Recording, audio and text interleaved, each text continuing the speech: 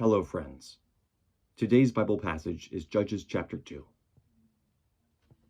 The angel of the Lord went up from Gilgal to Bokim and said, I brought you up out of Egypt and led you into the land that I swore to give your forefathers.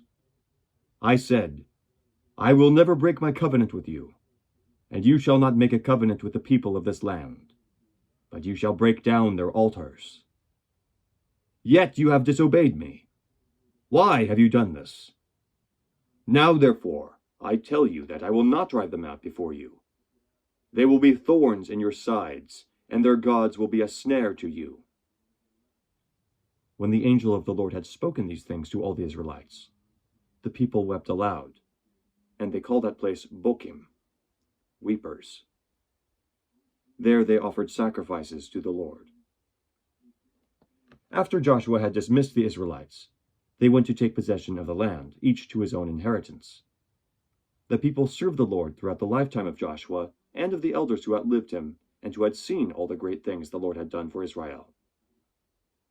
Joshua, son of Nun, the servant of the Lord, died at the age of 110, and they buried him in the land of his inheritance, at Timnah-Heres, in the hill country of Ephraim, north of Mount Gaash. After that whole generation had been gathered to their fathers, another generation grew up, who knew neither the Lord nor what he had done for Israel. Then the Israelites did evil in the eyes of the Lord, and served the Baals. They forsook the Lord, the God of their fathers, who had brought them out of Egypt. They followed and worshipped various gods of the peoples around them. They provoked the Lord to anger, because they forsook him, and served Baal and the Ashtoreths. In his anger against Israel, the Lord handed them over to raiders, who plundered them. He sold them to their enemies all around, whom they were no longer able to resist.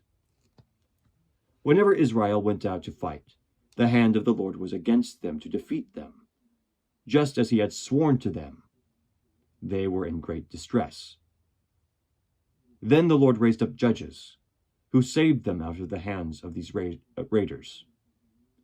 Yet they would not listen to their judges, but prostituted themselves to other gods and worshipped them.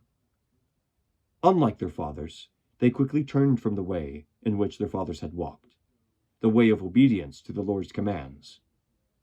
Whenever the Lord raised up a judge for them, he was with the judge and saved them out of the hands of their enemies, as long as the judge lived. For the Lord had compassion on them, as they groaned under those who had oppressed and afflicted them. But when the judge died, the people returned to ways even more corrupt than those of their fathers, following other gods and serving and worshipping them. They refused to give up their evil practices and stubborn ways.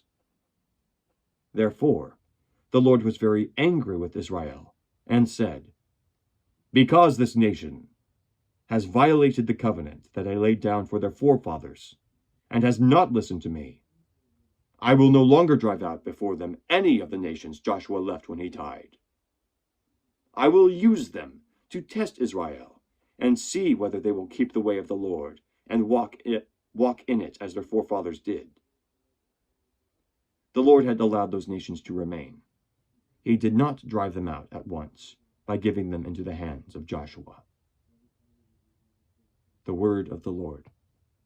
Thanks be to God. Have a great day.